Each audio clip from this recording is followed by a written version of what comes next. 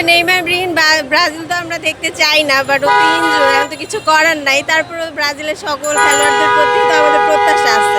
এখন আমরা যেহেতু ব্রাজিল সাপোর্টার, আমরা তো আর বলবো না অন্য কেউ জিতুক, আমরা চাই আমাদের দলই জিতুক। এখন হারা জেতা সব হচ্ছে লাকের ব্যাপার, খেলা যেহেতু এটা তো আর বলা যায় না।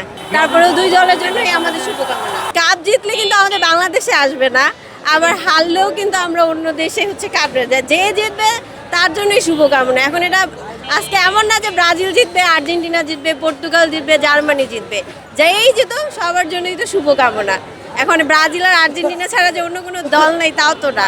তো আমরা চাই হচ্ছে গিয়ে সবাই ভালো খেলুক, সবাই জিতুক, কারণ বিশ্বকাপ সবাই হচ্ছে প্রত্যাশা নিয়েই খেলে যে হচ্ছে গিয়ে আমরাই জিতবো। কারণ এবার তো অনেক নতুন দল অ্যাড হয়েছে, তারাও অনেক ভালো খেলতেছে।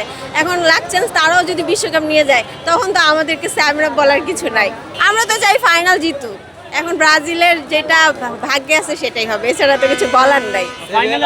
প্রতিপক্ষ হিসেবে আমরা আর্জেন্টিনাকেই চাই, বাট আর্জেন্টিনা খেলুক বা জার্মানি খেলুক, যেই দলই খেলুক না কেন, যারাই ফাইনালে যায়, কাপ যারাই জিতুক, সবার জন্য শুভকামনা। আসলে আমরা চাইও না যে শুধু ব্রাজিল জিতুক, ভাইয়া এটা লাকের ব্যাপার। আমরা চাইও না 7টা গোল দেখ 10টা গোল দেখ, বাট আমরা চাই ব্রাজিল আর্জেন্টিনা খেলা হলে ব্রাজিল সাপোর্টাররা চাই ব্রাজিল জিতুক, আর্জেন্টিনা সাপোর্টাররা চাই আর্জেন্টিনা জিতুক। যেহেতু আমি ব্রাজিল সাপোর্টার, সো আমি চাই 1 গোল হইলো 0-1 গোলে ব্রাজিল জিতে যায়। হ্যাঁ, এরকম হতে পারে, কারণ বাংলাদেশে তো ম্যাক্সিমাম সাপোর্টার হচ্ছে ব্রাজিল আর্জেন্টিনা।